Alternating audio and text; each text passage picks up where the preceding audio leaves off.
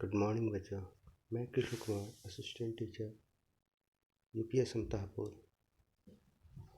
आज मैं आपको कक्षा 6 की गणित इकाई 8 कोण, जो कि पृष्ठ संख्या 156 गणित की किताब में मिलेगा, को पढ़ाऊंगा। मेरा आज का विषय होगा कोण। कोण के अंतर्गत मैं आपको कोण की अवधारणा,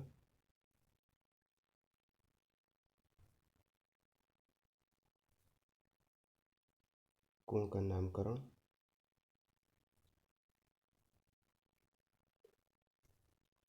और कोण के अभ्यंतर और बहिर्भाग क्या होते हैं के बारे में बताऊंगा। तो आगे बढ़ते हैं। कोण कोण क्या चीज़ है? जब दो रेखाएं एक बिंदु पर कुछ झुकाव के साथ मिलती हैं तो उस बिंदु पर कोण का निर्माण होता है। जैसे कि आप इस चित्र में देख पा रहे हैं कि यहाँ पर दो रेखाएं आपस में मिल रही हैं और इस तरह से कोण बन रहा है। जबकि यहाँ पर दो रेखाएं झुकाव पर तो हैं लेकिन मिल नहीं रही हैं, इसलिए कोण का निर्माण नहीं है। और यहाँ पर समांतर रेखाएं हैं जो कि कभी मिलती ही नहीं है, तो कोण का निर्माण यहाँ भी नहीं है, यहाँ भी नहीं है, जबकि यहाँ कोण बन रहा है।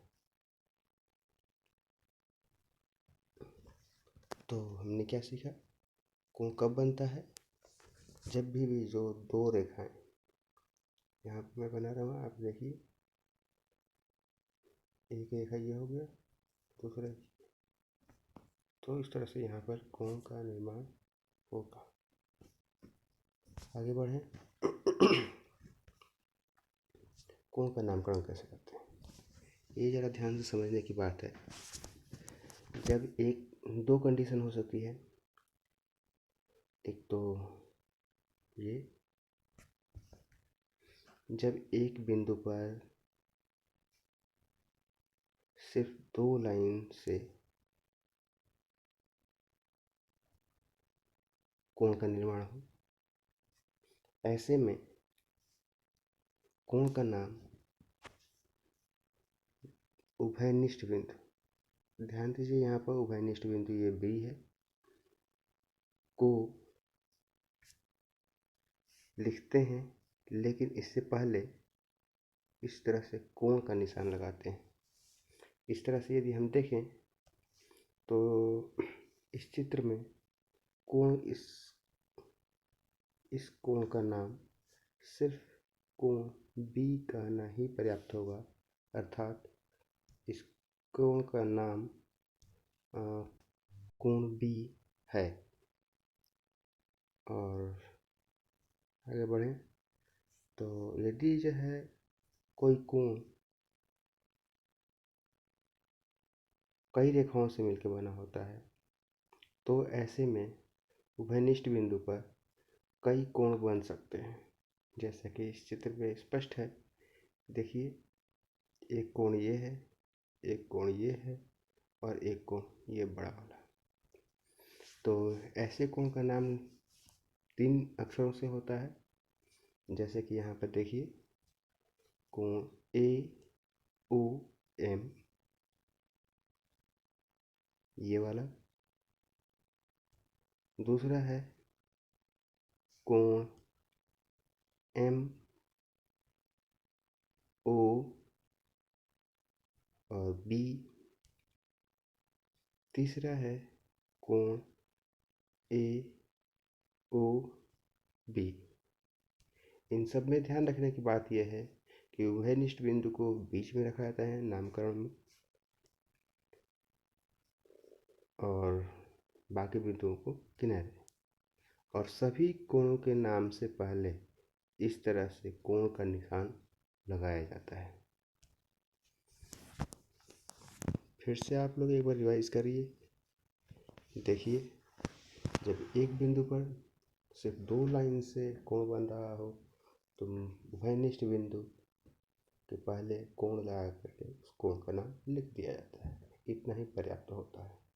जबकि एक ही बिंदु पर कई कोण हो तो तीन अक्षरों से नाम लिखना होता है। उभयनिष्ठ बिंदु को बीच में रखते हैं। आगे बढ़ते हैं। कोण का अभ्यंतर भाग और बहिर्भाग। तो इस चित्र को देखिए, इसमें कोण का जो ये वाला एरिया है ये अभ्यंतर भाग में आता है। इसलिए जो ए और बी है उसको कहेंगे कि ये कोण के अभ्यंतर भाग में है, और जो डी और ई है कोण के बहिर्भाग में। तो यहाँ पर ध्यान दीजिए क्या लिखा है, अभ्यंतर कोण के आंतरिक हिस्से को अभ्यंतर कोण के आंतरिक हिस्से को कहते हैं, जैसा कि ए और बी हैं। क्योंकि बहिर्भाग कोण के बाहरी हिस्से को कहते हैं, जैसा कि डी और ई हैं। आज के लिए बस इतना ही बच्चों।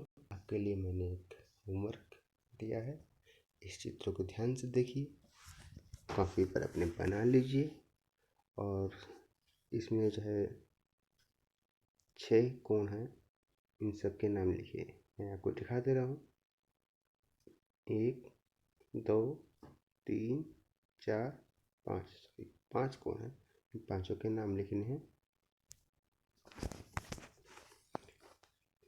ठीक है बच्चों, तो अब आज की क्लास यहीं ओवर होती है। अगले क्लास में मिलते हैं।